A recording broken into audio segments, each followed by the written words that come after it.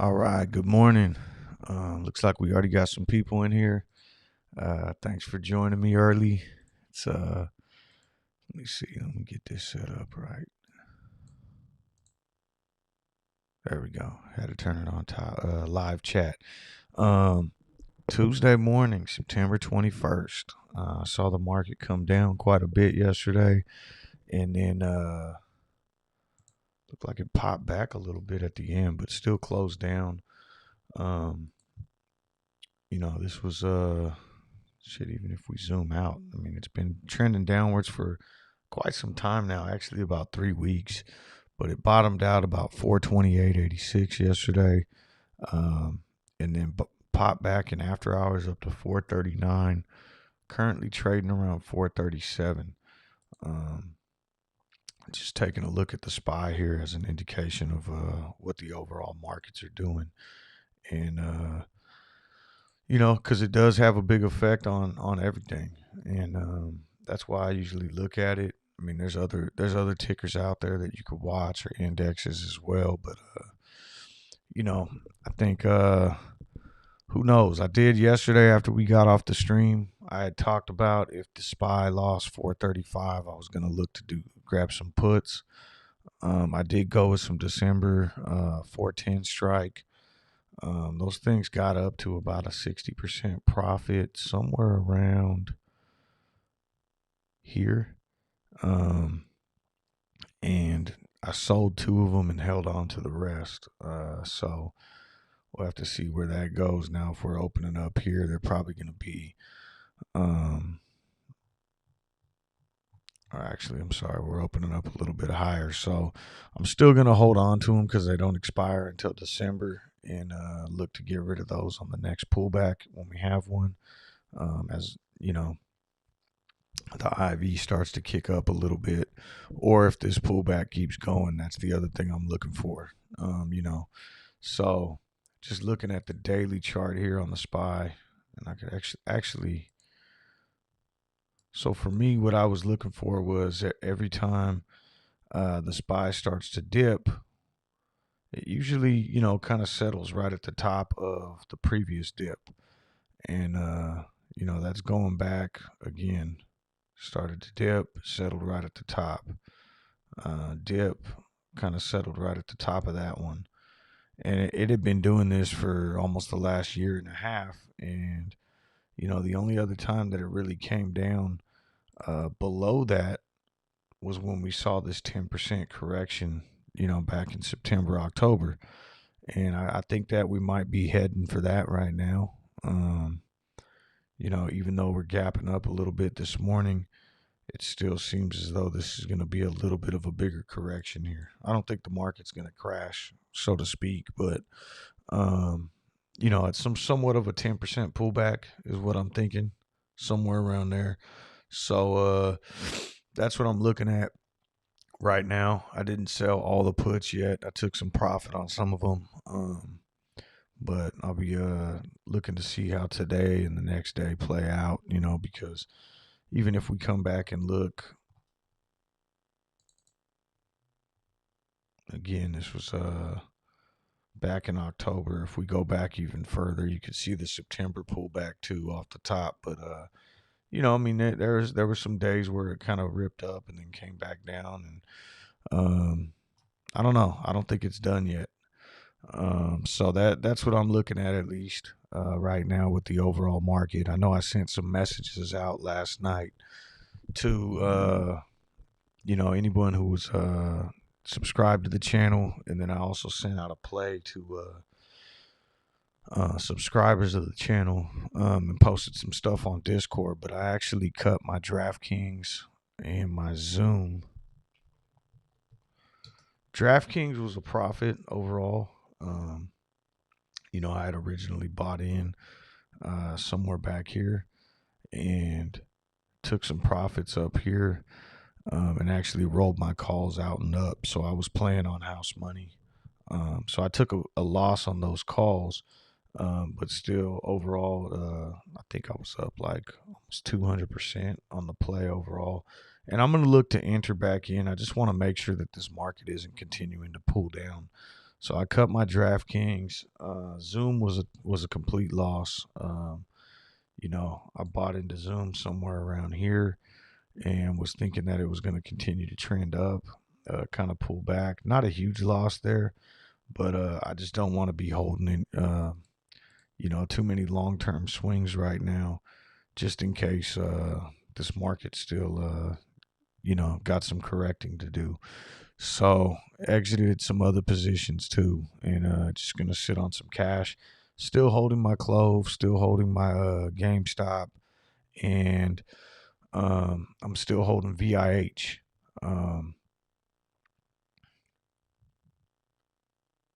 Let's see here. Yeah, so and then yet last night I entered into or I should say yesterday afternoon, I entered into a new play. RKLY. I know I posted it in the Discord, and I also sent it out to the subscribers of the channel. But RKLY, I just came across some DD online, and looks like a pretty intriguing squeeze play. Okay, if you look at the volume on it, it's been trading at less than a million volume.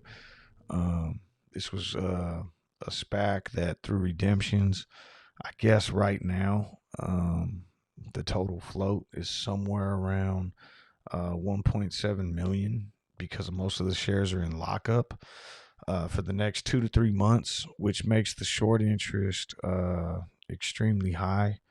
And where it's sitting right now, I think the option chain has enough kind of firepower in it for like double at least the float. So if all of a sudden it did start to run, we could really see some explosive movement. I went in just because I don't want to be holding too much right now while I'm still kind of trying to figure out which direction the market's heading. So I went in and bought the 750 strike, and it was looking pretty good yesterday. Again, not a lot of volume, so it's kind of choppy. But I bought, I want to say somewhere in here. It pulled back, kind of bounced up, and it ripped to like a 10% gain yesterday in after hours. Because I'm playing calls, I can't close it in after hours. I need to close it during market times. Looks like right now it's at about 977, so still up pretty high. But I also think this thing has some more room to run. So just a squeeze play I jumped into kind of as a gamble, and looks like it might be paying off, especially if volume increases on this one. So there's my quick update, and then we'll go through some of the other stuff. But let me say what's up to everybody in the chat. Noar, what's up? Dan. So do you think CLOV dips again, or is now the best time to buy? Man, I don't know. I mean, one of the things that I said, yesterday, and I truly believe, is that we're going to find support anytime we drop below 8. I mean, we've been seeing it for a while, and, right now we're trading below 8. I don't think we're going to be here for too long. If we go back, I used to have a line drawn here, but this is going back now 2 months. I mean, we've only closed below 8 maybe like 4 or 5 times, and and then immediately came pop back above it. So I don't think we're going to be below 8 too much longer. I mean, we'll probably get back above it today, unless we see a big sell-off in the market again to kind of hold things back. But otherwise, I think we'll be I mean, we're already gapping up this morning, trading right under 8. Who knows? TMC up in the pre-market. Yeah, so I've been keeping an eye on some of these stocks. Seems like everything kind of gapped up though. So we got CLOV up. ATER is up right now. SDC was another one. Closed yesterday at 649. It's at 667. Everything's kind of up right now, and the reason being is really just because the markets are kind of pulling back off that sell-off yesterday. So, everything's trending upwards, and it's pulling everything up a little bit with it, the same way it was pulling everything down yesterday. 6-8 spin drift. Your pal Al with Bistics, what's up? Jaram says, or Jaram, morning coach, if hedge funds are naked shorting and they do not have the shares borrowed that they claimed they have, so when their short positions are closed, do they still have to buy back shares? Yes, because what ends up happening is anytime you're selling into the market, there's a buyer on the other end, right? So even if you're selling shares you don't own, let's say you're the hedge fund, you sell shares you don't own into the market to drive the price down. Well, someone else bought. So let's say I bought in my Charles Schwab account. Well, now Charles Schwab's going to be asking the clearinghouse on the other end, like, hey, my client bought 10,000 shares. Where are they? And so now the clearinghouse is going to go ask you, hey, where's those 10,000 shares that you sold? That's where you come up with the FTD, the failure to deliver. And unfortunately, it does give them a little bit of a leeway. They get some time to come up with those shares once they get the failure to deliver. But that's essentially how it works, and that's why they have to always go into the market and buy them back. Same thing goes with, there's been a lot of questions about like these huge prints that come in after hours on CLOV or whatever, but mostly CLOV recently. Every day we're seeing these large prints of buys routed through the dark pool. And again, if there's no seller in the dark pool, that means that the market maker for that dark pool is essentially selling you shares that don't exist, right? So again, let's say, someone comes into the dark pool, wants to buy 1.2 million shares. There's not a seller in there, and I'm the market maker, and I just turn around and say, hey, here, you could take these. I'm selling them to you with the intent of just going back and buying it at a lower price before I have to deliver them to the clearinghouse. If I don't, then that's going to come up as an FTD. That still means I have to go accumulate those shares somewhere. So at some point, I need to go into the open market and buy them. So all they're doing when they come up with these FTDs, it might seem like, they're just eliminating the problem, but it's just compressing the problem, because at some point they got to come back and buy those shares, and that's essentially what we're looking at. So they will have to.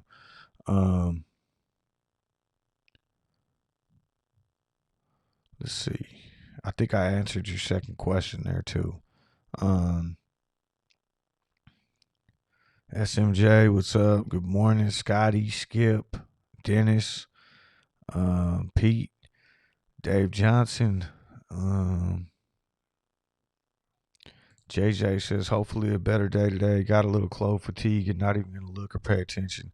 Yeah, that's kind of why I've been looking for these pre-market runners and stuff recently. It's because, I've been, I know I've talked about this in the past, anyone who's been on this channel, but, one of the reasons, besides diversification, one of the reasons that, I would never be able to be 100% in one stock is just because I got to stay active. And, and right now I just don't feel comfortable swing trading in this market. And so I've been trying to find, runners every morning and seeing which stocks I can maybe jump into and just kind of day trade and hop in and out of and stuff. And so because, I haven't lost any conviction in CLOV. I still love the play. I still think it's the strongest play on the market right now. A stock that should be trading for 4 times what it's at, but it might take a little longer. And if so, I'm fine with it. I'll just, let those shares sit off to the side, continue to accumulate shares at these low prices. And, I know in my heart one day it's going to pay off. Could be tomorrow, could be a week from now, could be months from now. But yeah, that kind of that CLOV fatigue, I know exactly what you're talking about. And that's why I just kind of, been looking for plays in other places and kind of make a little money. And that's kind of my nature anyways. Again, I know I've said this before and I'm kind of repeating myself, but I've always been a trader. I've never really been like a investor. I have an investment account, but I've got to keep kind of sticking and moving and getting in and out of trades. And to sit here and be holding GameStop and CLOV for such a long period of time, GameStop a little bit longer than CLOV. It's just it wears on you a little bit. I don't mind the volatility. It's just would have expected something a little bit sooner, but again, I'm totally okay with it and still believe in the stock. I mean, we've only seen positive news in the stock over these last 6 months or so, and I'm fine with waiting. So Lucky Charms, what's up? Good morning. Jay Herm says West Coast rise and shine. Kimster, Kamal, KLF, Shrimply, Soft Bunny says, "What's up, Coach? Hope you holding up on the left side." Noir says, "Feeling optimistic." Turks McGurts and fam RKLY today. Yeah, I'm really intrigued by RKLY. Grabbed a little bit this morning. Yesterday, and yeah, I was looking at the news on that too. Price target of 14. I saw another price target that came in at 15 too. Needham starts price target at 15. So they've been, there's I've been seeing some call sweeps coming through on that one. It looks like this may be an opportunity to kind of get in on the ground floor of, a stock right before it kind of makes a little push. So that's what I'm excited about, at least. Let's see here. Josh says, "Hope it stays this low until Friday." Franklin Boyd, another big CLOV buy right at the close. Yeah, it's been consistent, but we're not seeing like big price action with it, and that's kind of what I was talking about with the dark pool. It's kind of like, I don't know. At some point, they got to come up with those shares. I don't think that there's, sellers sitting in the dark pool waiting to offload their shares. I really don't. Let's see. Patrick, what's up? Patrick became a member. I might be late with that one, but thank you so much. Appreciate it. Appreciate the support. And yeah, thank you, sir. Thank you so much. If anyone else is looking to join, it's I think I started offering it a couple weeks ago. But aside from the kind of the cool emojis and stuff you get in the chat, I'm gonna try to continue to like offer kind of members only content. Been really busy right now, working on so many things, my doctorate and school and coaching my kids flag football and everything else, that I've been a little busy right now, but I'm working on it. I'm in the background trying to get some content together for like kind of members only type stuff. VN, what's up? Good morning. Patrick says VIH with the merge coming. With what option do you suggest? I was looking at, in terms of VIH, the IV is so low that it's, I wouldn't go for anything in October. It's too close. I always like to give myself a little bit of time, and IV's so low right now that I think you could potentially maybe go out to February, and still be pretty good. And that would give you 150 days, which is what, roughly 5 months. At this point, IV's only 85%, so it's under 100. If I had to look, I normally like to play the deltas, somewhere around a 0.25, somewhere in there. Usually gives you the most explosive move, most bang for your buck. So I would probably go somewhere in here, maybe this $15 strike. I mean, if you wanted to play it a little bit safer, or not safer, but deeper in the money, $12.50 strike here for 65 cents wouldn't be bad either, but now you're giving yourself less time. You're only giving yourself 2 months. But I really do think that when this thing takes off, we're gonna see it, potentially kind of move up towards $20. So I would say if you wanted to go February's, I would go 15. If you wanted to go November, I would go probably at the 12.50 strike, somewhere in there. I know you're paying a little bit more. It's not that 0.25 delta, but I would just want to be closer to the money, But that would be my two that I would play. VIH is a play that I'm looking at that. Let me see here. Again, kind of it's a SPAC. It's got it's trading right around NAV. It's at 10.08 right now. It did see a little bit of a pop up to 12.30. But they haven't even announced what the merger date yet. So, really, let me pull up the news too.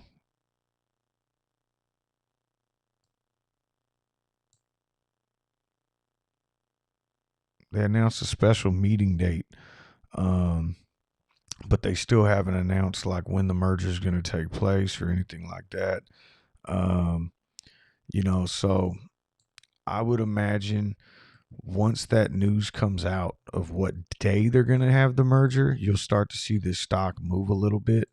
And, as it starts to move, again, this is a relatively low float stock. And, it's got a ton of open interest in the option chain that's going to give it the potential to really start running.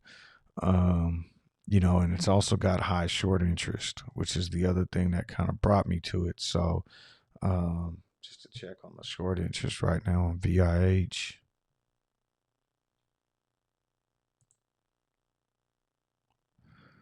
Yeah, it's sitting at 40% short interest.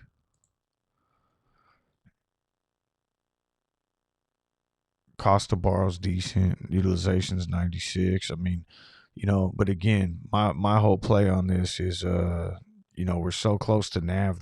The floor is basically 10, right? So you can get in right now at 10.08. Low IV. This is another opportunity I see, kind of like RKLY.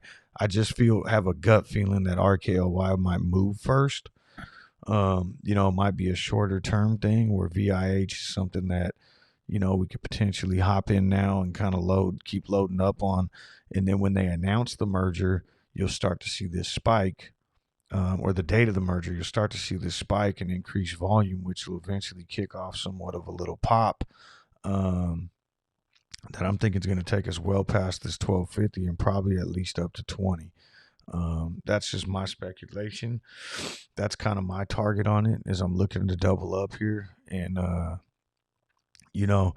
the one thing I will say though, and I know I said this yesterday too, on the stream last night with Ghost and I, is I'll be looking to get out of this before the merger date. So if let's say they came out tomorrow and said, hey, we're merging on October 10th, you're going to start seeing an increase of volume from now until October 10th. That's where you will see the run up and the spike.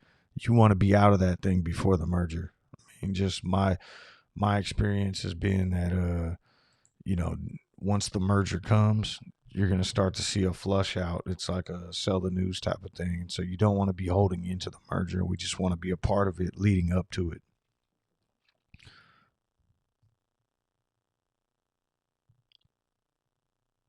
Cuckoo, what's up? I have not heard anything about that call yesterday, but you're in regards to CLOV and Aaliyah, I haven't seen anything yet. I've been checking the news feed this morning and yesterday, trying to kind of see if we can get anything. And I mean, I haven't seen anything come in yet. Hobbs, good morning. Eddie 305, what's up? Michael says you're liking Rockley better than OPAD. Yeah, so I mean, OPAD was a play that I think we may have, and I could be wrong. We may, there may be some more room in here. But I mean, look at the movement that it already experienced. Um, you know, that's already more than 100% gain. And even that day when I traded it here, it was kind of like, I forget when we got in, but there was a lot of room for movement in there, running from 13 to 20.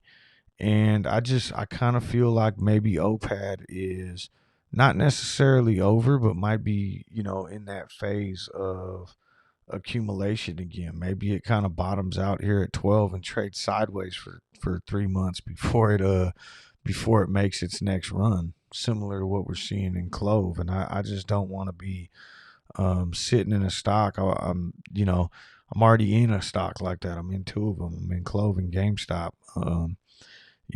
And I'm looking for something that more is on its way into a move. And I think we have the potential right here with that right now, where we could jump up and kind of maybe reach these previous highs. Little bit of a different play there, but also somewhat similar with the warrant redemptions and how they affect the float size, and also just the lower IV, right? So I mean, so with OPAD right now, um, you're looking at 200% IV, and with RKLY, looks like IV jumped up considerably yesterday since I got into it. IV on October is 187, but throughout the rest of the chain, about 142, 130. So still lower, still a little bit cheaper to get in and play on. And yeah. Bob C, good morning.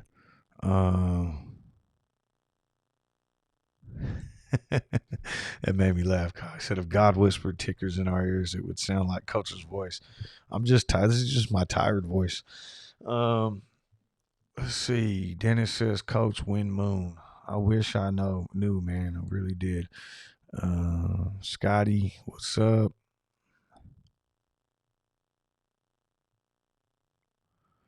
Merge meetings October 14th in the news.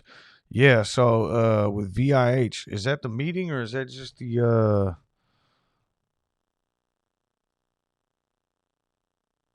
special meeting date? Yeah, so they're having this meeting.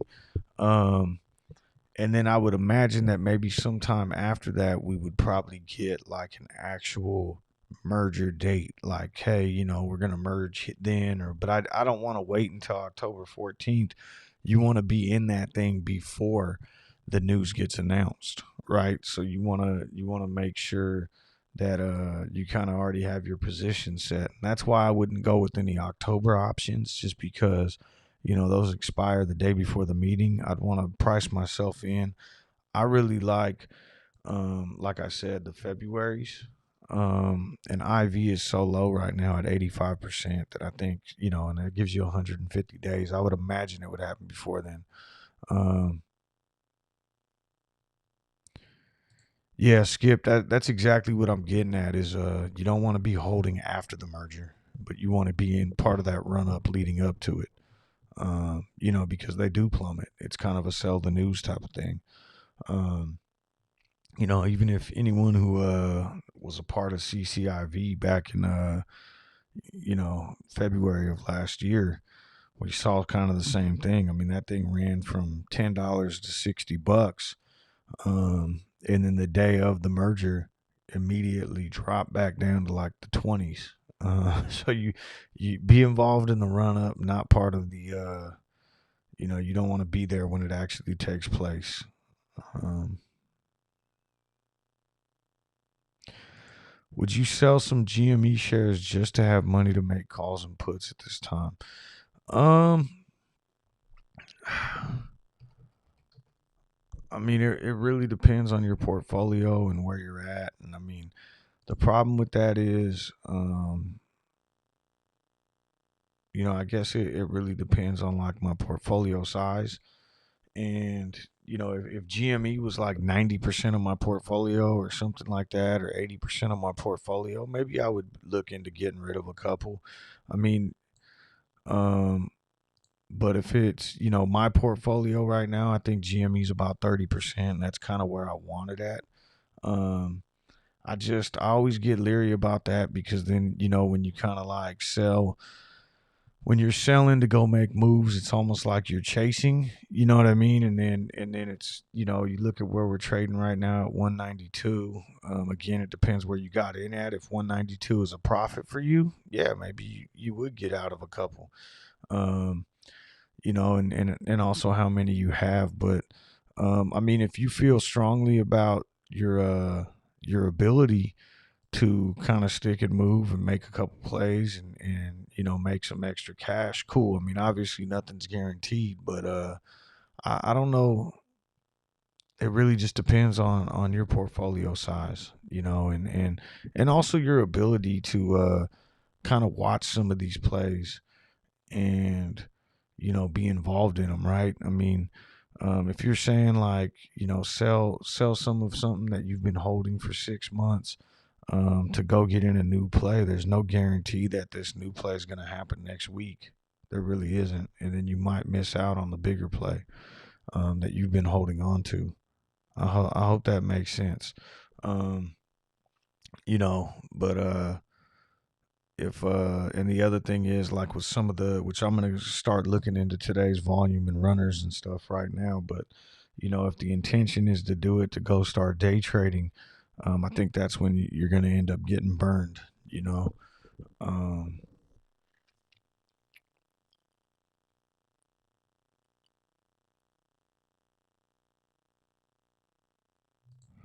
Coach ICE, which is the owner of the New York Stock Exchange, owns 75% of the merge target backed. Yep.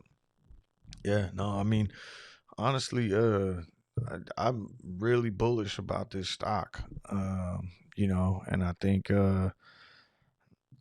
it's got some explosive potential. Um, so, but I just want to give myself a little bit more time.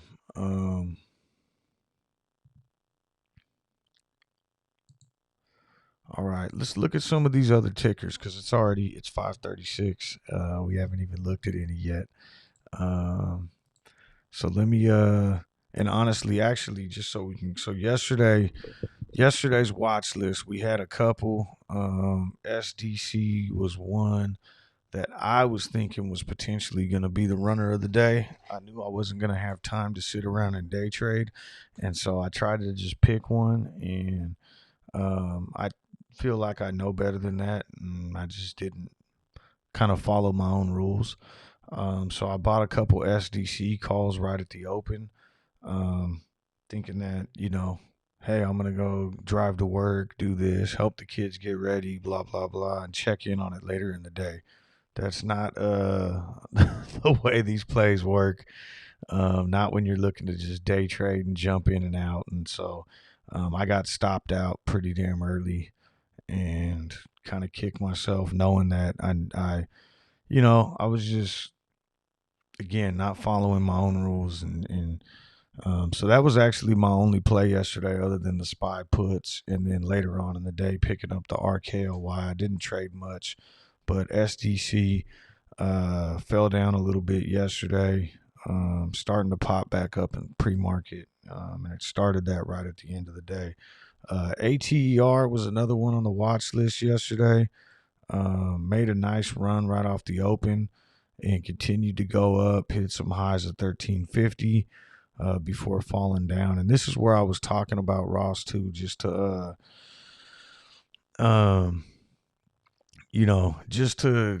is like, you got to be sitting at your computer to play some of these plays. You know what I mean? Because sure, if you would have like jumped into VIA or ATER early, there was a lot of opportunity there to make money from 11 to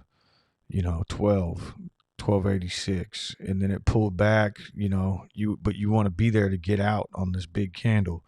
Look for another entry point. Let's say when it breaks above VWAP again. but then there wasn't any volume behind it. So yeah, maybe somewhere in there, and then ride it up again, but then be able to get out. You got to have tight stop losses. Maybe play this breakthrough VWAP again, and you get another little run. So there's different, and I'm just kind of giving you a quick example. I mean, there's other things, way more things you want to look for when you're getting in and out of trades, but there's definitely opportunities in these plays that have a lot of volume and a wide range. LPTX was one we were looking at from the day before, and I kept it on the watch list, but still huge range, 232 up to 297. I mean, that's what, 60 cents on a $3 stock. So almost 20%, range right there. That's what you want to look for when you're looking to day trade and get in and out of stuff. APRE was one from yesterday, kind of tanked off the open, but then gave some nice opportunities. I guess that one little rip right there. Again, I didn't play any of these stocks. I just want to kind of see what these ones we were looking at yesterday kind of did. This is CRVS, low of 479, high of 691. That provided some good opportunities in there as well. And then TMC had a nice little rip off the open, before getting drugged down like the rest of the market. So anyways, let's look at today. HLBZ's at the top of the list right here. And wow.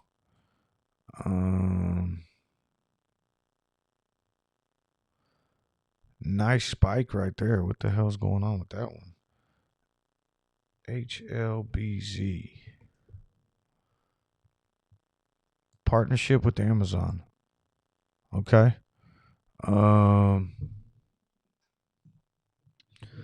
So this thing just jumped from $14 to $33.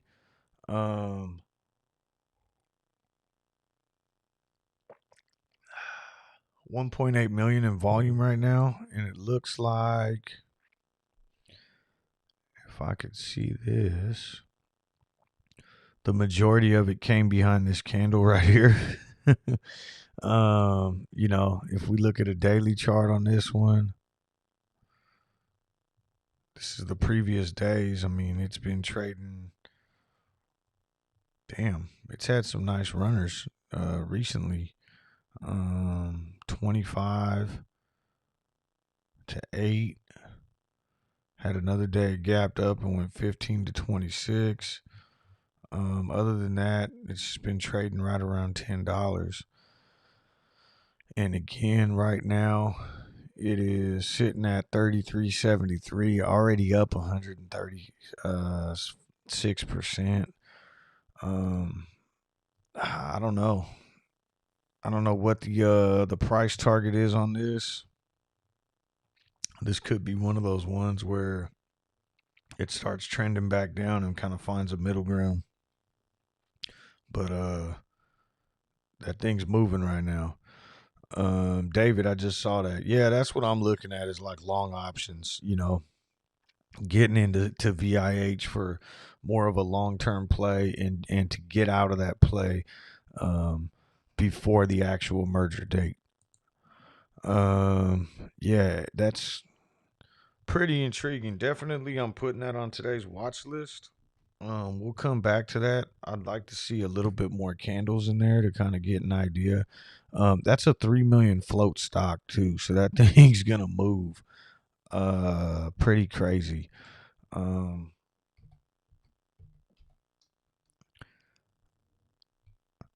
No options on that either. No options on HLBZ. But yeah, 3 million float. That thing's wow. NNVC.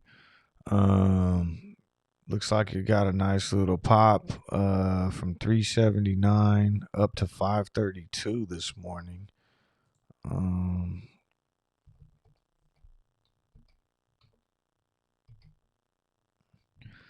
And it looks like Encapsulated COVID-19 therapy shows encouraging preclinical safety profile. So, yeah,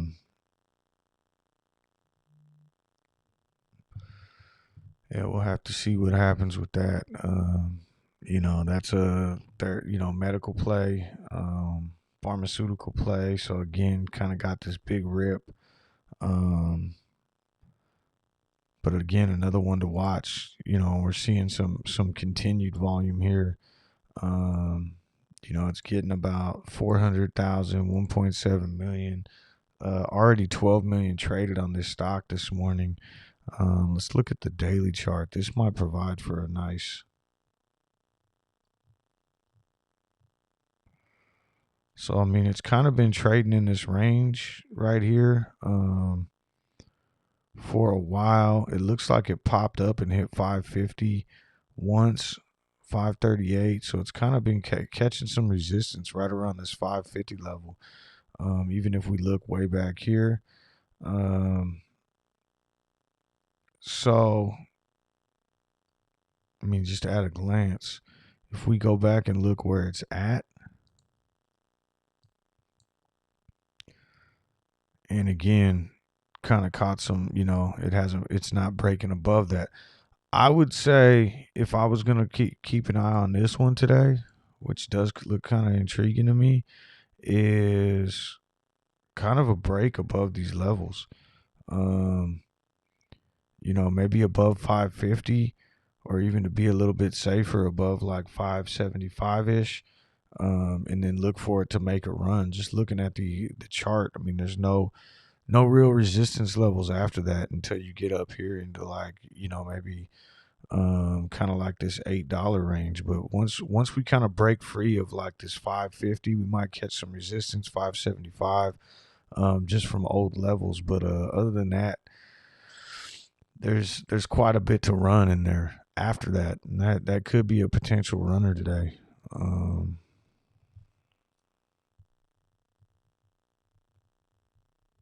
NNVC. Uber. That's funny because that was one that I said I was going to put on my watch list last night when we were talking with Ghost. And looks like a partnership this morning. GetSwift partners with Uber. Just jumped from 39 this morning up to 42. Uber's got a 1.9 billion float. Not something I'm looking to day trade today. I mean, don't get me wrong, there might be a nice range of maybe like $3 or something, but $3 on a $40 stock is what, I guess that's still 10%. I don't know. I think we're going to see a little less movement just because of the float size. And I've been trying to look for plays that are a little bit more explosive, but if you're looking to day trade, this might be something that moves a little bit slower and gives you some better entry and exit points. If you're just kind of starting out, and you want to start playing some breakouts and things like that, Uber's probably, because of the float size and the amount of volume that's pouring into it, this might be a cleaner chart to trade. APRE, second day in a row. This was one from yesterday. So if we zoom out, this popped up yesterday. Gapped up big time. Kind of flushed at the open. Gave a nice opportunity there. And then it looks like it's doing it again. So same idea there.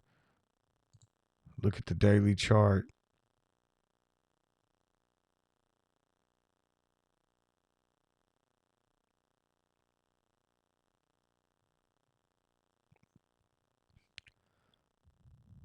Wow, that's a huge gap down back in January.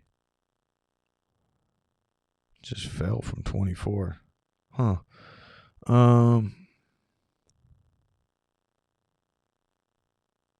So yesterday this stock ended up hitting 19 million in volume on a 19 million float. So the entire float was traded. This same thing looks like it happened. What is this? Back in July. hit about 24 million in volume, and then didn't follow through the following day. I don't know what the news or anything on that was, but it's definitely trending up right now with the amount of volume that's pouring into it. I want to see what the options chain looks like on this one.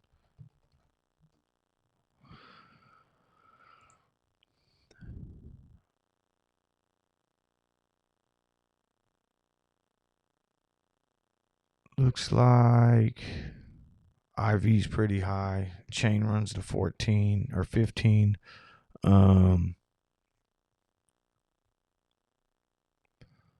Quite a significant amount in regards to at the $5 strike and then 750 strike. If we look at November,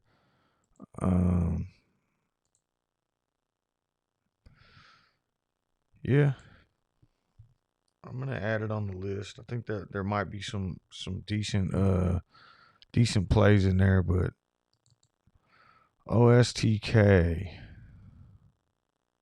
42 million float.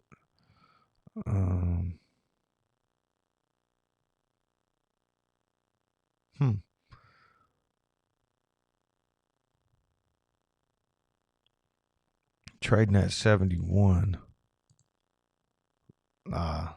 Yeah, I don't like that. I don't even like the way that 5-minute chart looks. I'm not.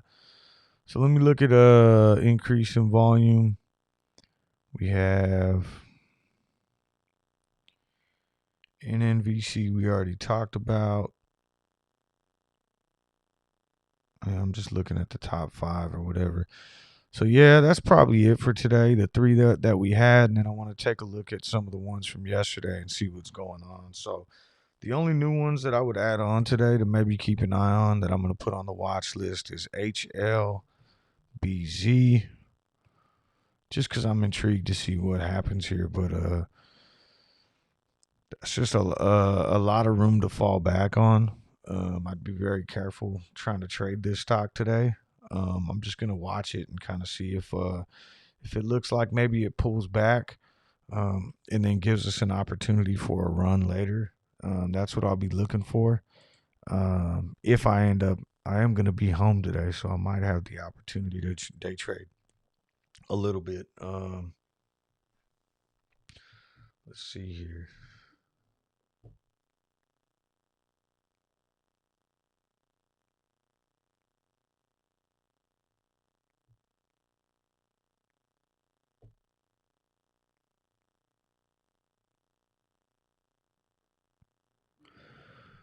Okay, so that was HLBZ. The other one that I kind of liked this morning was NNVC.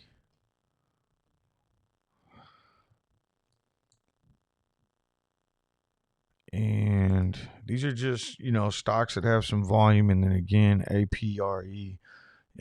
If we're able to kind of jump on any sort of breakouts or anything, it seemed like it had a pretty decent range yesterday. And this stock looks like it's ready to move. But really the plays that I'm looking at right now, is kind of these ones that we've been seeing, like ATER.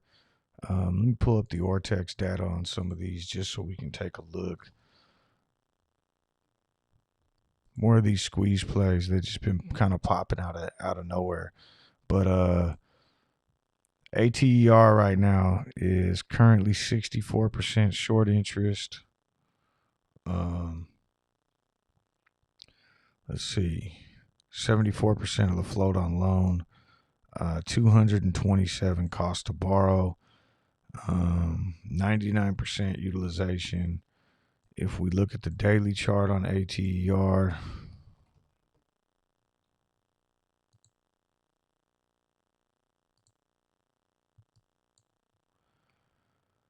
it did already get a high of 19. It's sitting at 1175 right now.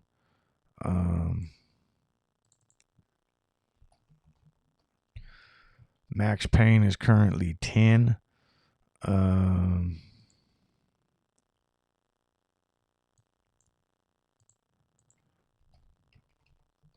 IV right now is kind of in that 200% range.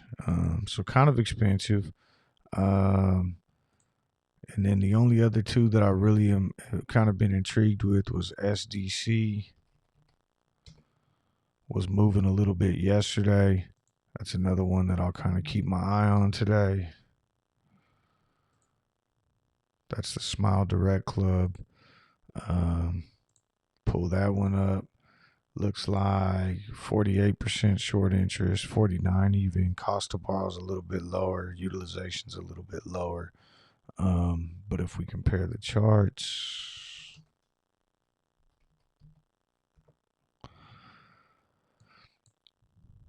same thing, kind of been climbing up right now. Got a high back here at 16. And then the final one that I'm going to be watching today is TMC again. I mean, this thing's been volatile as hell and really provides some some nice opportunities in here if it continues to keep popping. I mean, it had this baseline of 10 for such a long time, and now it's trading below there. If we look at max pain on TMC this week is at 10, so it's trading below max pain. Want to keep that in mind too. I don't know. I'm just gonna go with SDC and ATER today, ATER, and just round that out for my 5 plays that I'm gonna be watching. It's too hard to watch too many. All right, so let's get CLOV back up, and I'll get back to the chat. There we go. ATER, SDC, and I'm gonna throw APRE up here.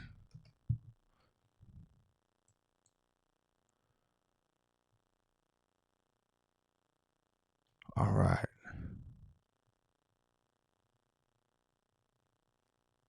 Genetic Nate, what's up? Good morning.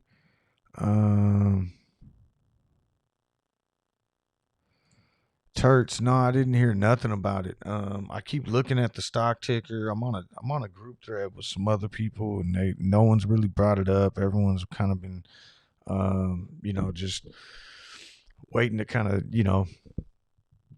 see if we hear anything or if anything's going to get announced. But I haven't seen anything yet, at all. So let me see here. Watch list. I just want to post this on here. SDC.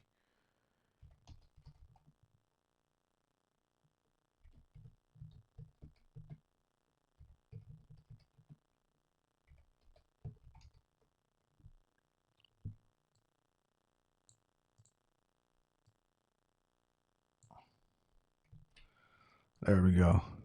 Cool. I wanted to start putting the watch list every day on the Discord too.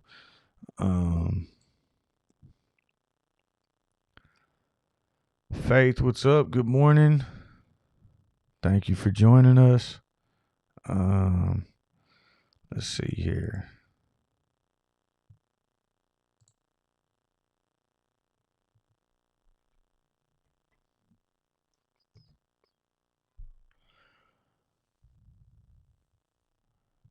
All right. TW's in the house. It's not the Aaliyah Capital everyone was hoping it was.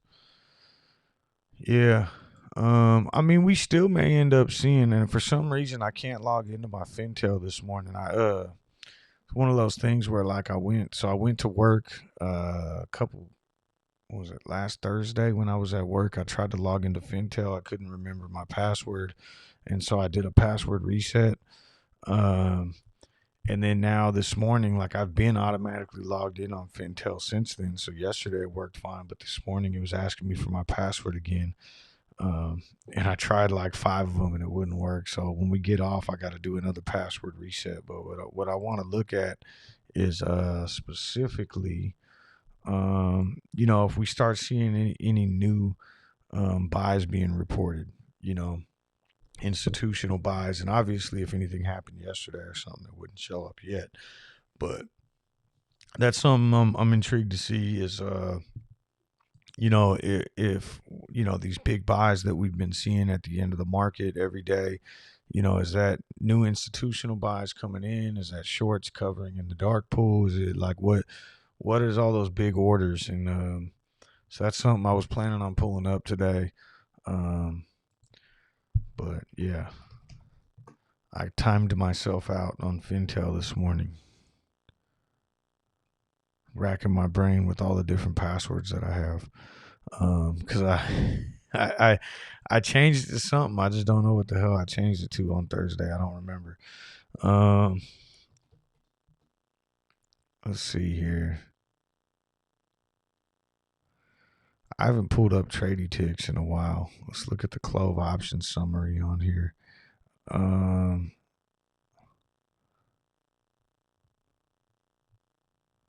Looks like bullish overall flow.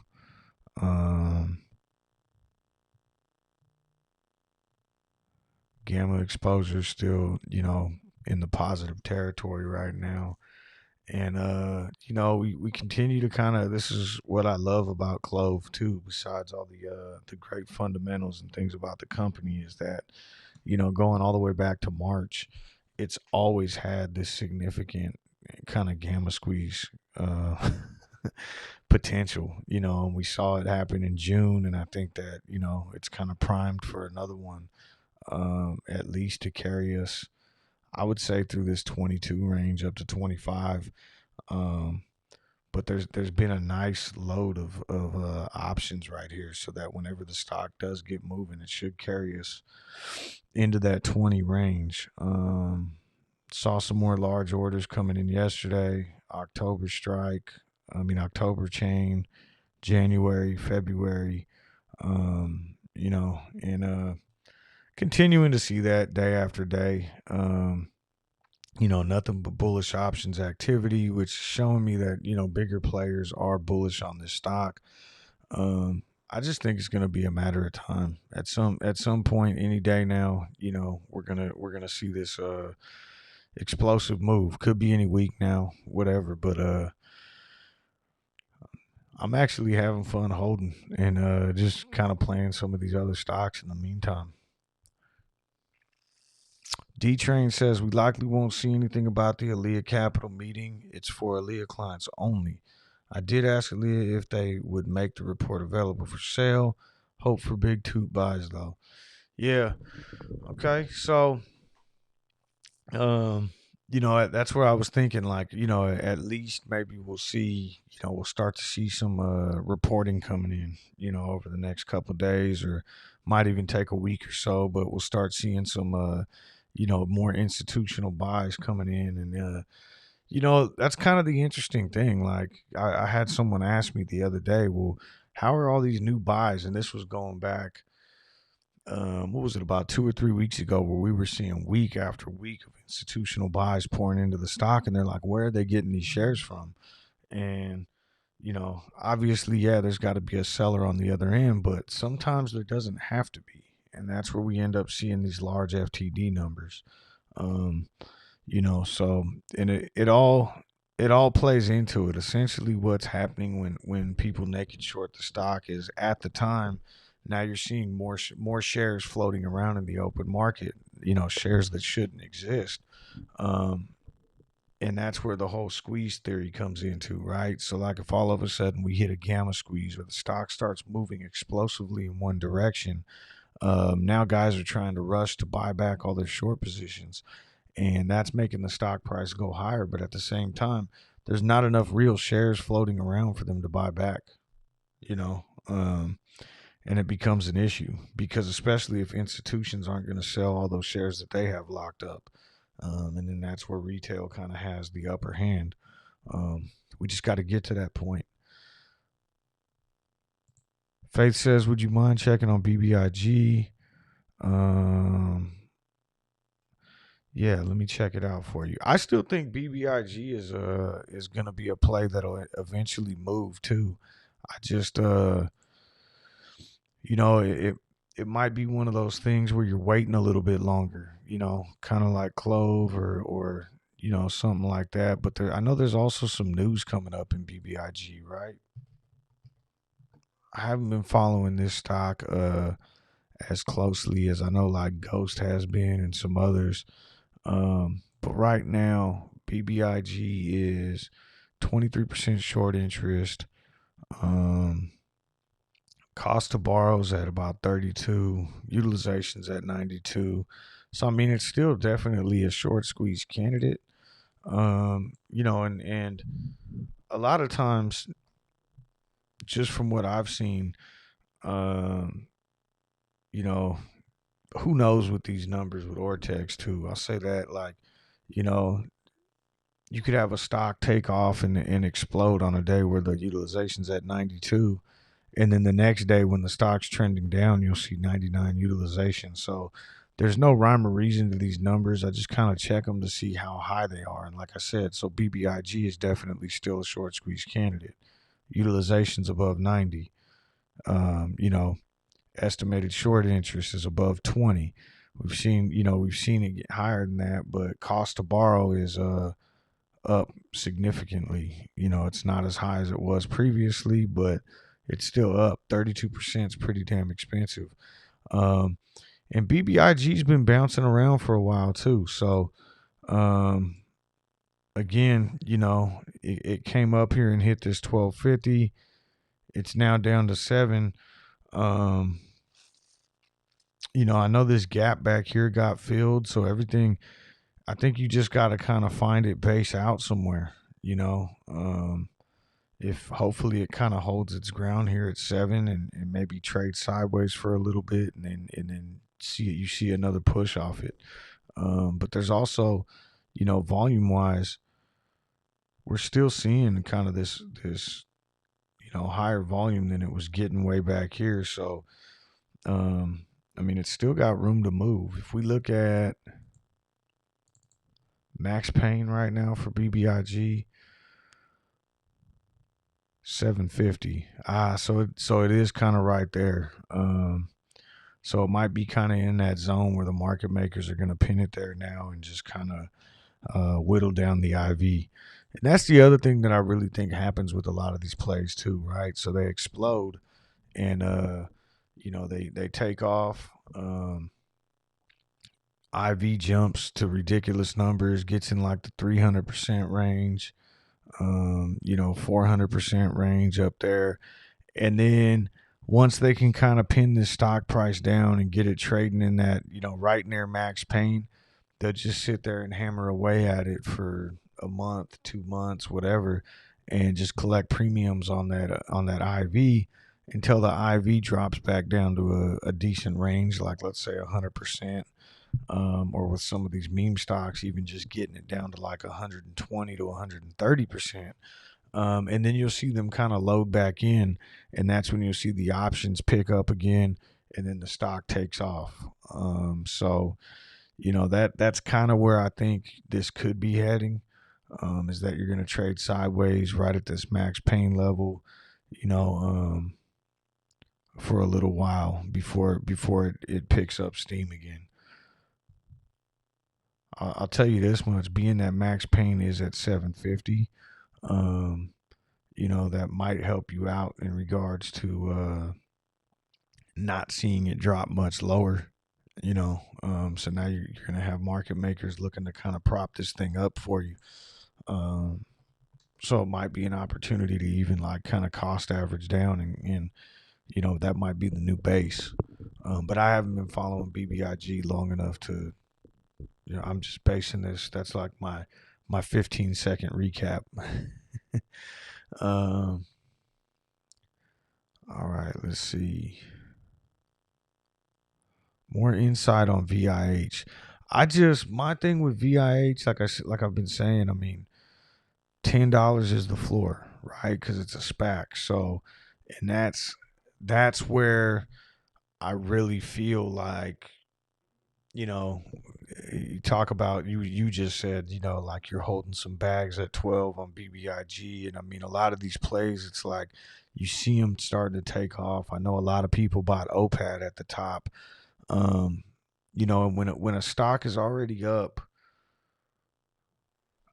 50%, 100%, 80%, anything like that in a short amount of time, you never want to become a holder. You want to kind of have more of a trader type attitude. You just have to, because just as easy as it can shoot up, it can easily shoot back down. And so, and that's where I like VIH is, yeah, it just popped 20% recently up to $12, but it's still got this tremendous short interest. It's still got huge open interest on the option chain, and it's still got this big catalyst coming in, the announcement of when this merger is going to take place. So getting in right now at 10:08. I know last week I was saying 10:27, but I mean really that's insignificant when you think about, in the grand scheme of things. It's like a 2% drop or something like that. Um, and I really think it's got the potential, once this thing gets moving, if it happens like now in August or November, to really like see some explosive moves and potentially get up to 15, 16, maybe 20. Um, and that's base. And then again, the short interest on this thing is ridiculously high right now.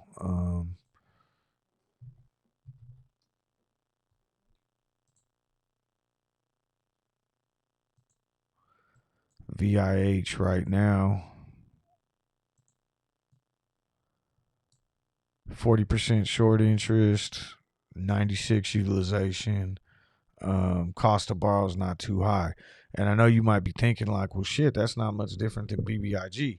But the huge difference I see there is, one, IV's a lot lower on VIH. So in terms of an entry from an options perspective, and then kind of like I was saying, I really feel like these market makers, they let the stock run.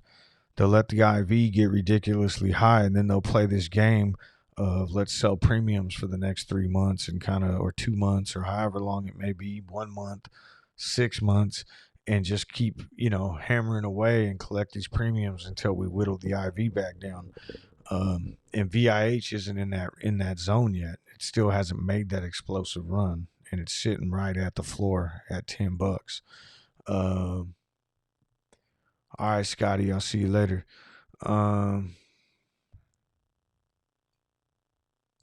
Doesn't everybody have a Word document entitled passwords? Man, I try to use. The problem is I try to just use the same password because I'm really bad at remembering them. But then you start changing passwords, and then like I said, I forgot a password the other day, and then so you try to change it into a variation of the other one, and then I don't know. I just man. Michelle, what's up? Good morning. PMCB jumping in pre-market over 10%. Oh wow. So that just happened. I bet you that's probably on still not up on the scanner here, but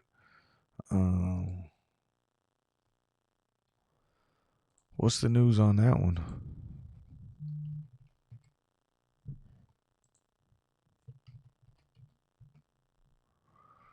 Pharmacyte Biotech announces results of second FDA required test of biocompatibility of, wow, that's a lot of words, SIPCAP's product. So positive results from a phase 2 trial. Eddie wants the skills cost to borrow.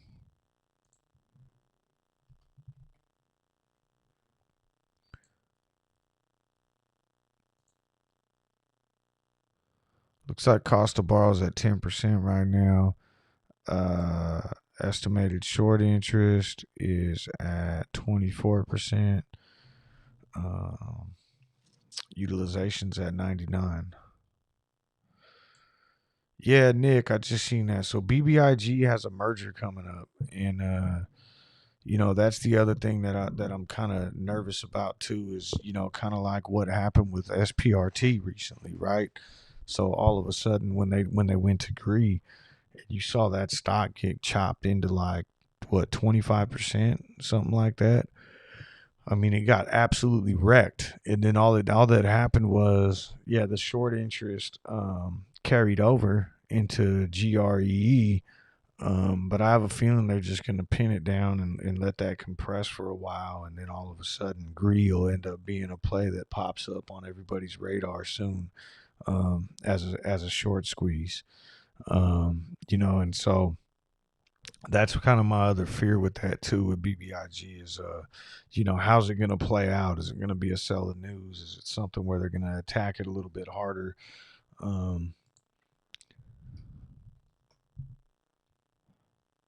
That's why a lot of these ones I'm just looking to kind of, like I said, just day trade and just jump in and out of, unless I feel like there's potential to hold it and it's got a nice bottom, a base, and that's what I like about this VIH. Again, the RKLY I think seemed pretty intriguing from where I was reading about it. That that might be a safe play to kind of jump into and hold overnight. I'm holding right now. ATER looks like starting to get some movement here.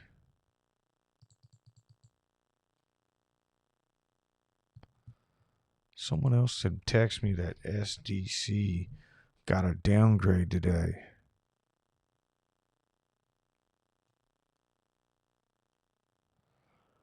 So SDC seeing some downgrades to $7.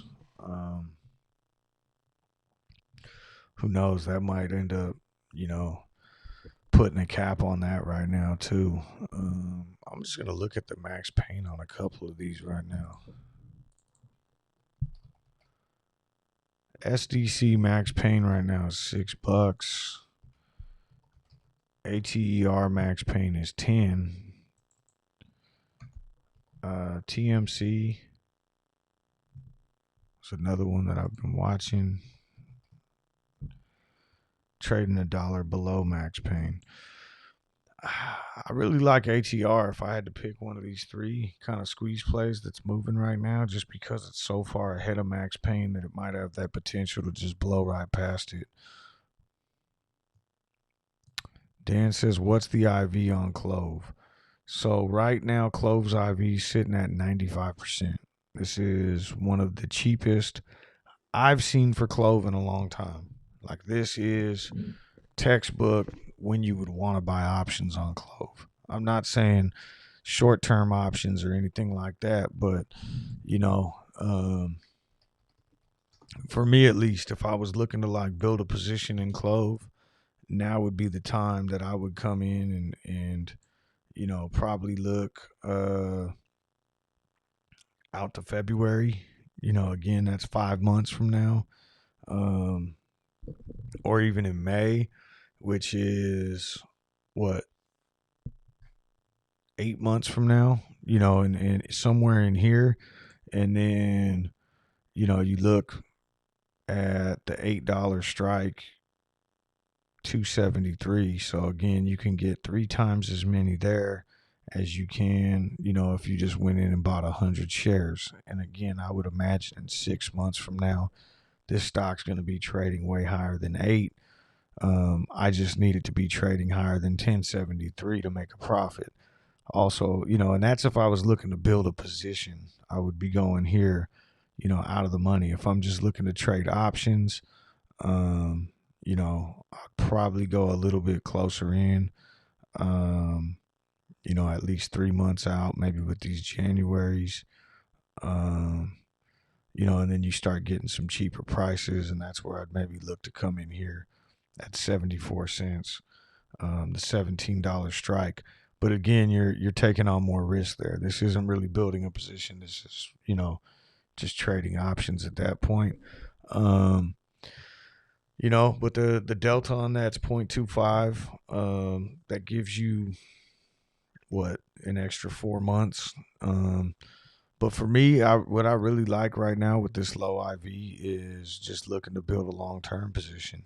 And I kind of like this May, and I'd be looking to just get as many of these as possible.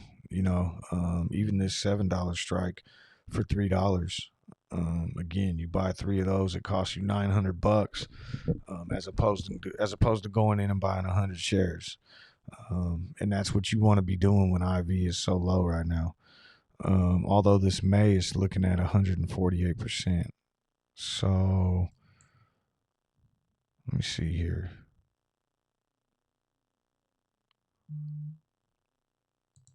Maybe February.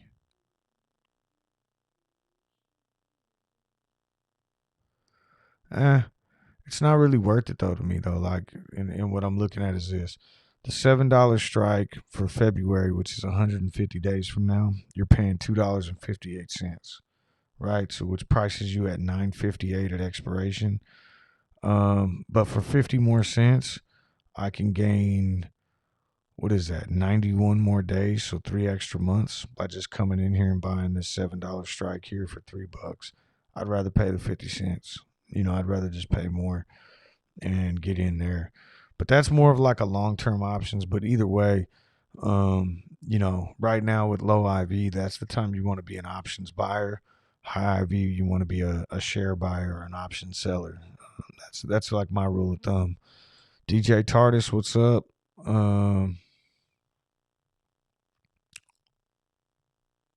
Thomas, what's going on? Chad said get a password manager. I just got to reset. You know what I got to do is probably just come up with, be creative, come up with a new password and start switching everything up. I am Ghost is in the house. What's up? Can you make a video of pre-market Webull scanner settings for swing traders? Yeah, I could probably. I have it on my list. Dan was asking me to do a list of do a video about scanners as well. I will at some point here. I just got to get some time. BTFD's in the house. There's no sleeping days. Feeling salty. Yeah, HLBZ we talked about a little bit earlier. That thing is moving this morning.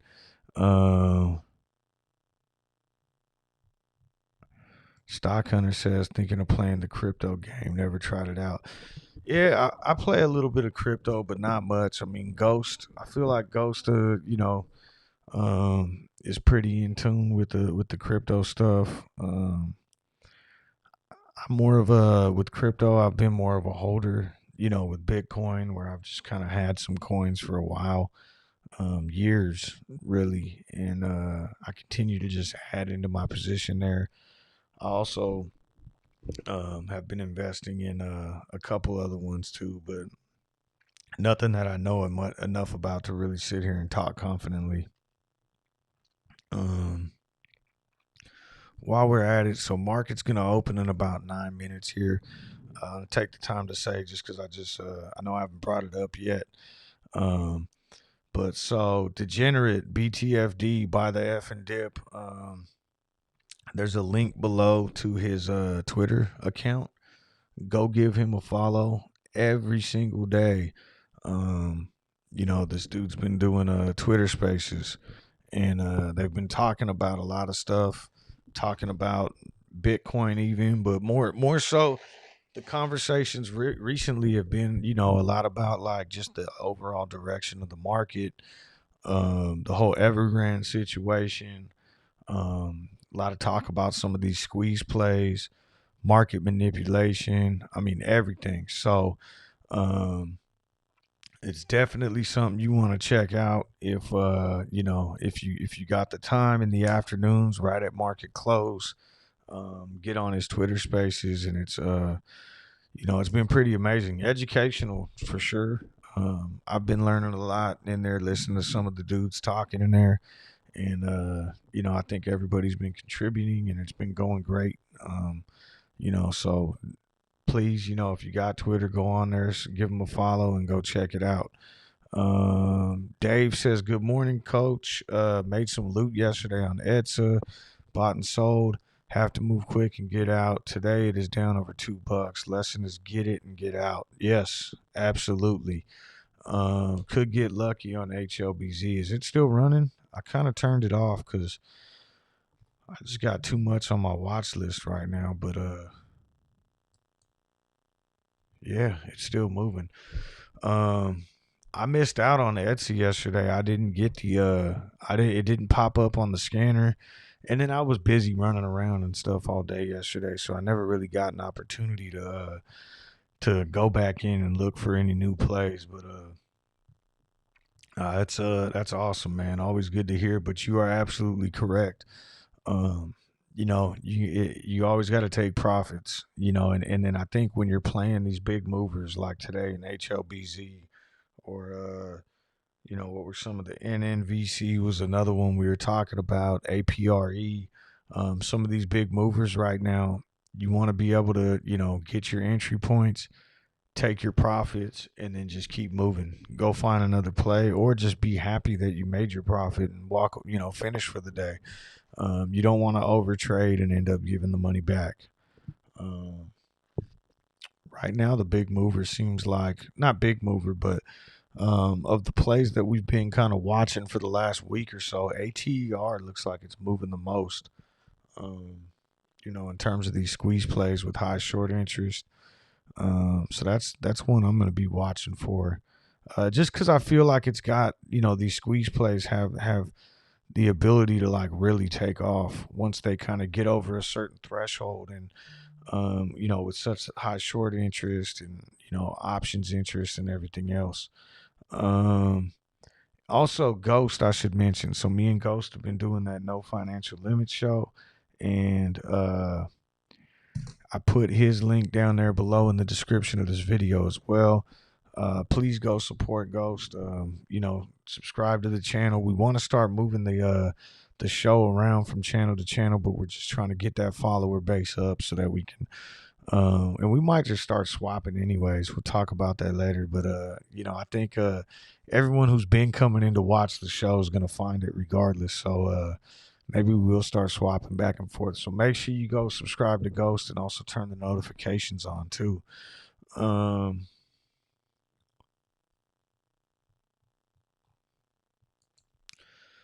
Let's see. Yeah, so ATER, as we're approaching the bell right now, ATER is also the one that's way past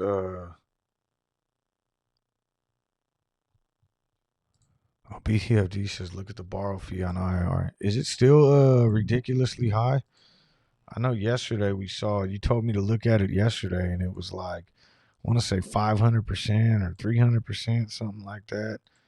What's it at today? Utilization's at 100%, and the borrow fee's at 664.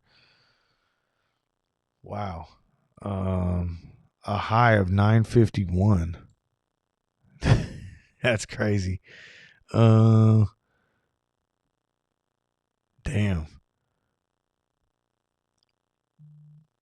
From what I recall too, this is a extremely low. 57 million float.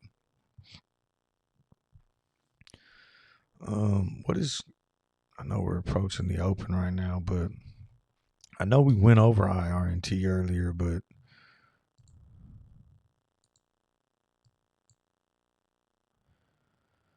man, that may still have some room to run. In terms of the chart, it looks like it's still like maybe this is just a cool off on the RSI. I don't know. Again, I'm not nothing I'm looking to bag hold though. I'm not if I'm gonna buy into one of these that's up so high already, 300%. This is one that you're just kind of keeping an eye on, and once it looks like it's breaking out, then you could jump in and ride it up with a really tight stop loss. But man, that borrow fee is insane, and 100% utilization. That's some crazy stuff there. I'm gonna look to right now. I'm looking at ATER as something that I might potentially hop into. You know what? What's IRNT's so max pain on that right now is 31. 3150 actually. So we may end up, and that's where I'm afraid of with a lot of these stocks, is they're just trading in that zone now where they could just get pinned right there, and we might see the same thing happen with IRNT now, where they just kind of chop away at that IV in the short term, make it trade sideways. IVs at 330%. This could be one that just kind of trade sideways for the next couple weeks or months, and Short interest continues to build up for a more explosive pop later.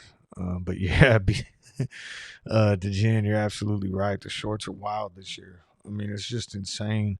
Not only that they're allowed to short a stock this much and manipulate it and all this other stuff, but they're just that, I don't know, man. It just, I mean, don't get me wrong. Short selling has been around forever. Short squeezes have been around forever. But it just, I don't know if it's more rampant now or more so what I believe is just that the data that retail is able to get their hands on now with some of these free sites like MaximumPain.com and, having access to Ortex to actually see you know, what the short interest is, what the utilization is, and just the amount of information that we have as retail right now, I think might be playing a big role in this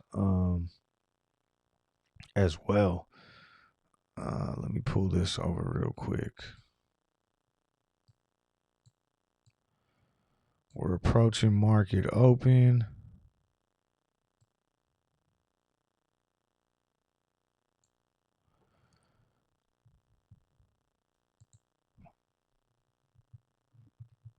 Let's see here.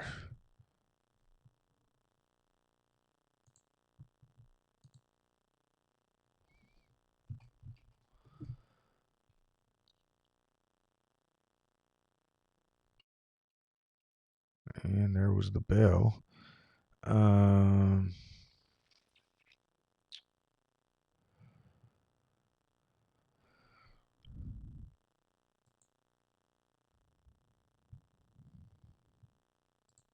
Just gonna zoom in here. I want to take a look at some of these other plays. And I think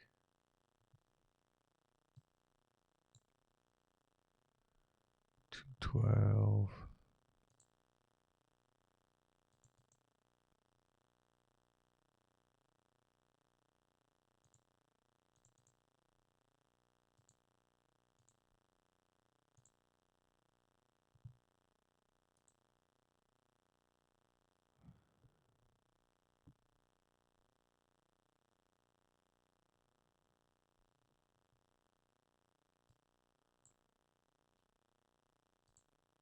Sorry, I'm just trying to fill my own orders real quick at the open here.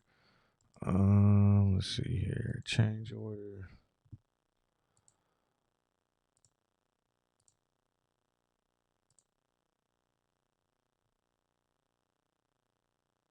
All right, there we go. All right, so off the open again. CLOV kind of getting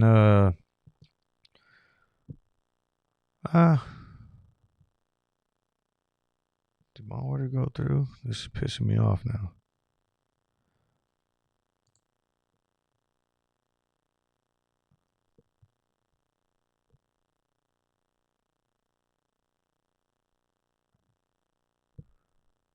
There we go. It finally went through.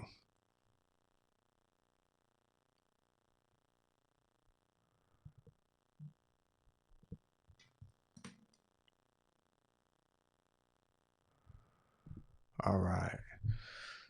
So ATER starting off green. TMC is up. A lot of these stocks look to have gapped up a little bit. Looks like ATER is up almost 8%. SDC has dropped a little bit. And yeah, it looks like ATER is kind of getting the biggest candle right now, right off the open. GME hit a nice little candle in pre-market from 194 up to 200 with barely any volume behind it too. I'm going to pull that one up.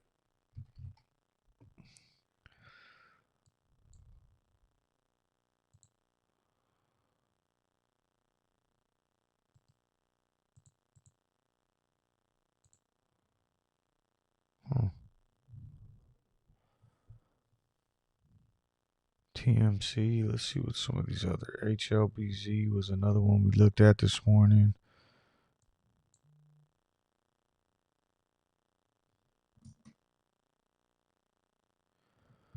A lot of crazy movers right now in the market. Thomas says, I'm kind of fine with shorting. What is nuts is that they could leverage so much. Yeah, I'm not mad at shorting at all.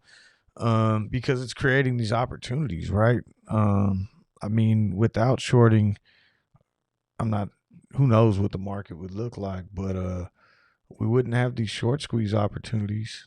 I know that's for sure. We'd be we wouldn't be having the fun we're having right now in 2021. So I'm all for it. If guys want to go in and hammer a stock down and get themselves deep in shit in a short position and then get squeezed out of it, let's see it. I hope this continues because it's just giving us some opportunities to make money right now. So ATER, at least right now, is looking like I'm gonna go 1 minute candle on here.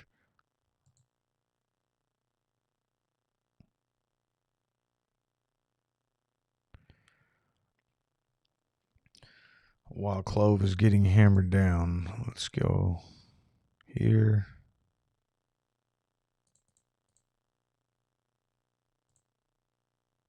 There we go. And then TMC looks like it's starting to pop a little too. Just looking at the SPY. So I know I had talked about how yesterday it hit 428. Got as high as 437 in pre-market. I think maybe even what's going on here. There we go. That was weird. Yeah, I don't know what the hell happened there. So got as high as 437 and 439 in pre-market, and then dropped back down to 435. So my computer is tripping right now.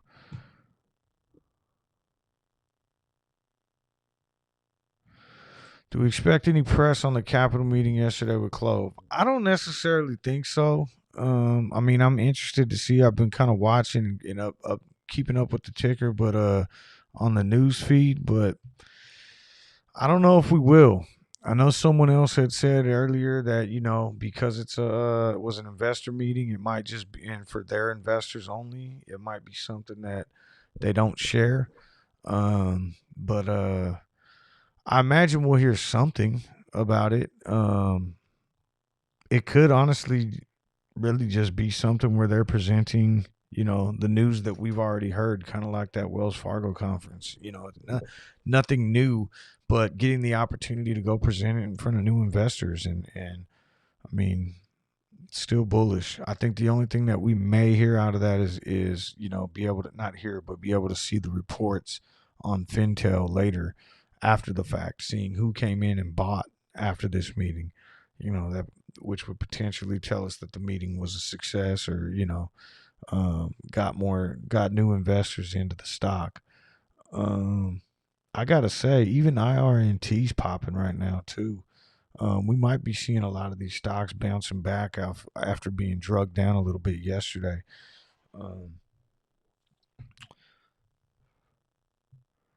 I'm really liking the prospect of ATER right now, though, out of all of these.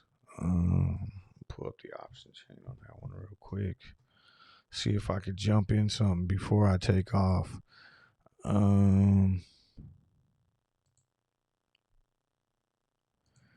ATER's got a 24 million float.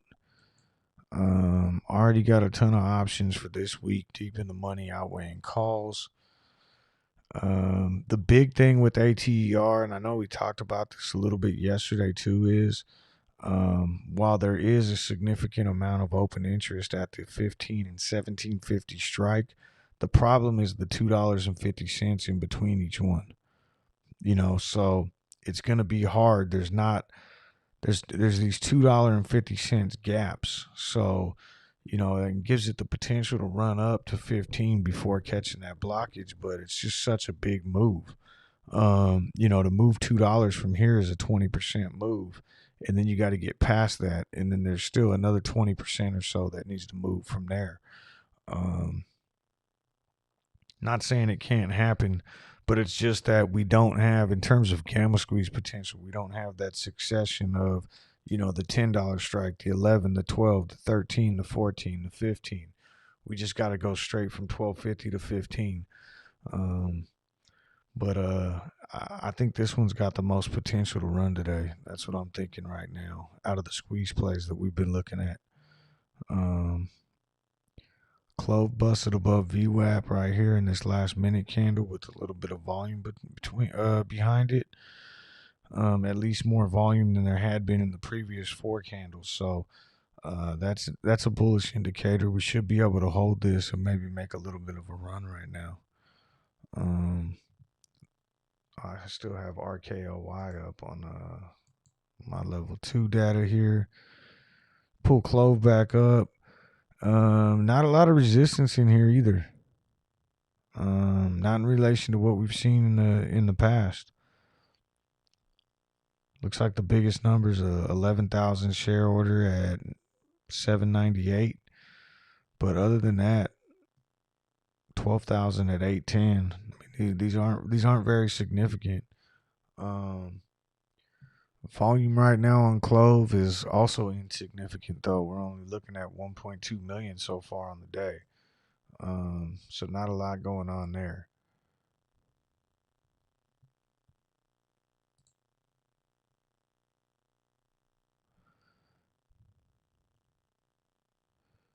Chef Daddy says, just got back late from the doctor. Any info on NNVC being halted since pre-markets? Never seen that. No, that was one that popped up on the watch list earlier that I actually said I was going to be watching, and then I started looking at all these squeeze plays.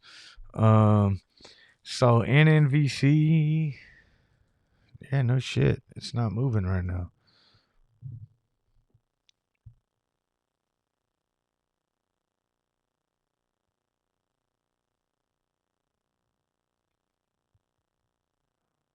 So it looks like they halted it at 620.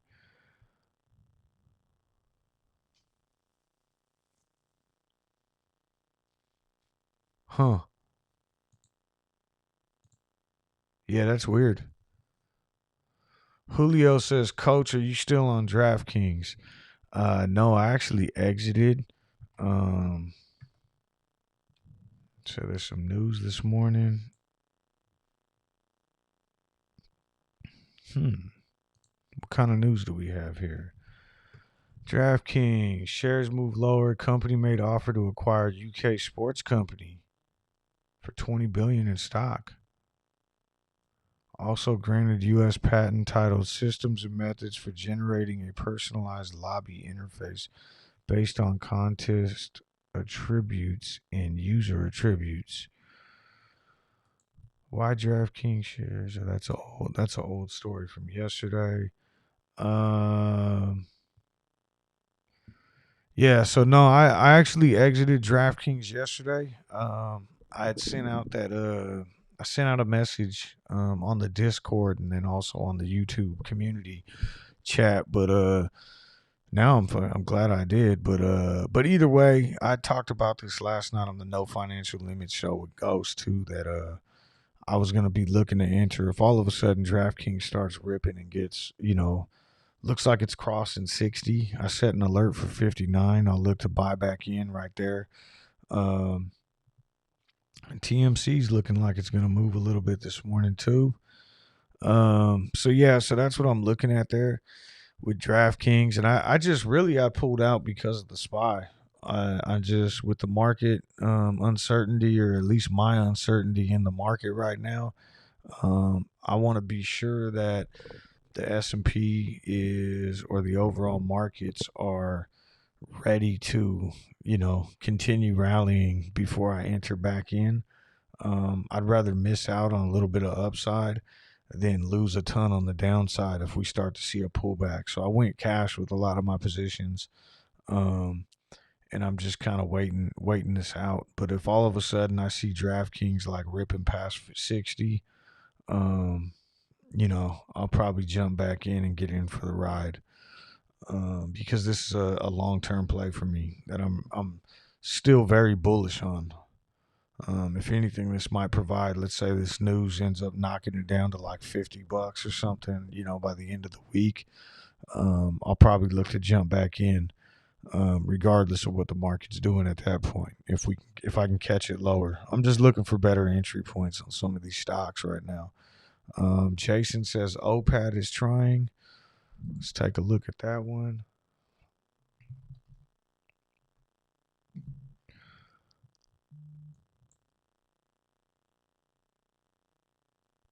A little bit of a move there.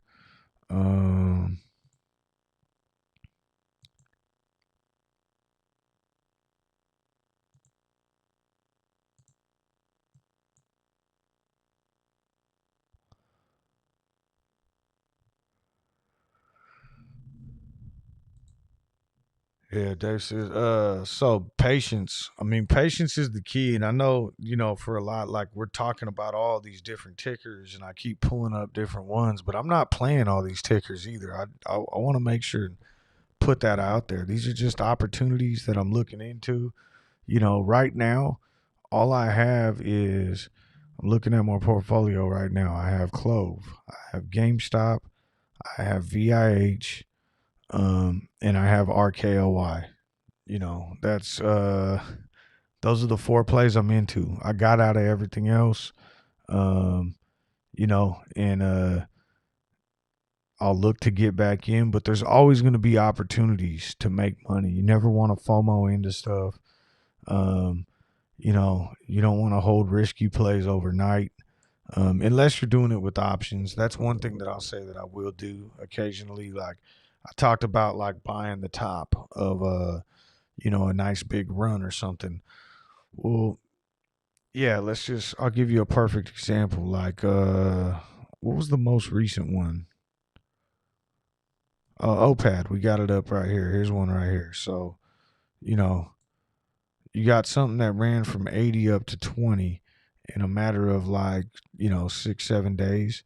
Um, if I wanted to buy the top up here because I thought that this had room to go to like 80 or 100, this is exactly where I would jump in with options. Yeah, IV's high and everything else, but options make it like a very finite risk, right? So if I go in and buy an options contract here, even if IV's through the roof, maybe I pay $300 for that options contract, but that gives me access to 100 shares if it continues to roll.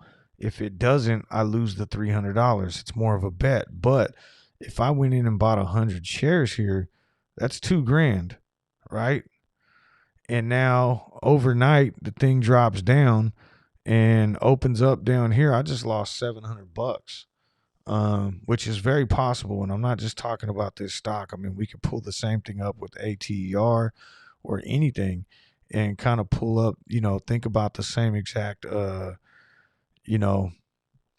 type of thing. It's you don't want to buy the top of these runners. You know what I mean? And that's where, like, right now we're down to OPAD sitting at 1305. It might take off from there, but I guess that's my point. That's where I buy options up here at the top, and even with high IV, I don't want to be a holder of shares at that point. And there's always going to be room for other plays. I think that's the important thing too. You're always going to have an opportunity to jump in on something else. There's always going to be a play tomorrow. Try not to FOMO into things. Have patience, and I'd rather protect my money from the downside than chase money to the upside. Dan, what's up, man? Thank you. Thanks for joining. Have fun at work, or as much fun as you can. Uh, let's see here. What else is moving this morning? Looks like the SPY's bouncing back a little bit, back at 437.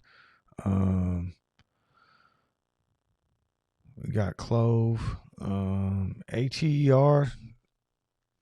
I really like the way this is setting up. I think, with this one trading above max pain of all the squeeze plays, I really see ATER probably having the biggest potential to pop right now. Noir says, "Nah, I'm just gonna YOLO into it." Um, Steve, how long do we have to wait for the CLOV train? You know, it's really obviously I don't have a crystal ball. Um, you know, we've been trading sideways now for what, 4 months, 3 months, something like that, and I don't necessarily. I mean, for me, this is turning into more of a. I'm getting some word that SPIR is something to check out right now. Let's see. Okay. I'll get right back to that, Steve. Hold on. I just want to see what the news on SPIR is. It was listed as a pre-market decliner yesterday. Shit volume yesterday too. Really choppy. And now today we're seeing a lot more volume coming on here.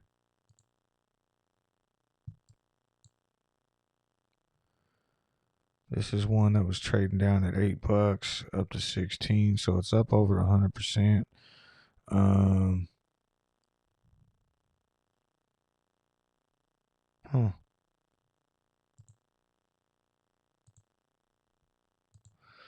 Nah, I absolutely hear you on that. Where's this RKLY? I'm gonna pull this up real quick while we're talking. So yeah, nah, Steve, I hear you on that. It's really frustrating with CLOV right now, but what I'm looking at with CLOV, and the reason that, I don't mind holding CLOV is, and it could be the same with some of these other plays, but even if you put the squeeze aside and everything like that, and if all the short interest all of a sudden magically disappeared in CLOV and all the open interest disappeared out of the option chain and it just became your average everyday boring ass stock with a 30% IV or something like that, it's trading at $8 right now, and the damn stock should be trading at 25 to 30. And that's my big thing with it is show me another stock in the market that's trading at 25% of what it should be trading at. So it's like an easy opportunity to triple your money, and that's really what I like about it. Now, it may not happen tomorrow. It could. The options chain gives it the opportunity to, but who knows, man? I mean, I know this same frustration that's being felt right now was kind of the same way back in March, April, May. I mean, almost exactly. Where, I mean, this thing dipped down to like $6.30 one day, and I mean, shit, it bounced back. It bounced back hard. Um, and it hit 28, and we saw a little gamma squeeze there. But that's also the importance of taking profits, and I can't emphasize that enough. I mean, even if you think this stock is worth $300 or whatever your goal long term might be, I'm selling CLOV 5 years from now when it's a $200 stock or whatever it might be. If all of a sudden you wake up tomorrow and the stock's trading at 50, take some profits. You have to. I mean, you gotta do that for yourself. Um, because again, it's more than likely gonna end up bouncing back down and you'll get an entry point to get back in. But you don't want to be sitting there um, you know, just stuck in this stock for 3 more months, 4 more months, waiting for it to get back to that 50. And then you're going to end up selling at 50 when it's like, the stock's heading for 100 at that point. So,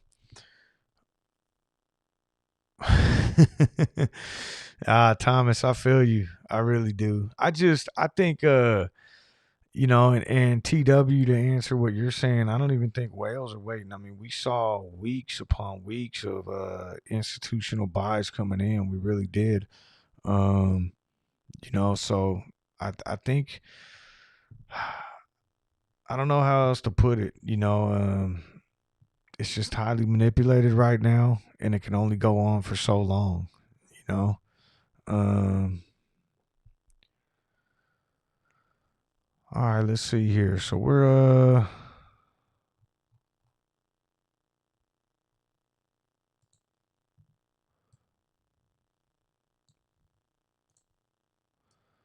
getting close to that time where I'm gonna have to go